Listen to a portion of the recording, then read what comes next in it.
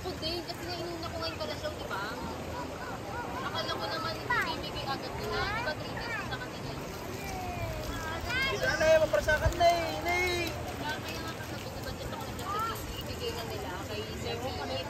Ngayon, naiwan naman ni Sir Dan. Ang nangyayari, bukas na dahil ni Sir Dan. Kasi pinakasapan ko na si Sir. Pinakasapan ko lang kay Sir Kim.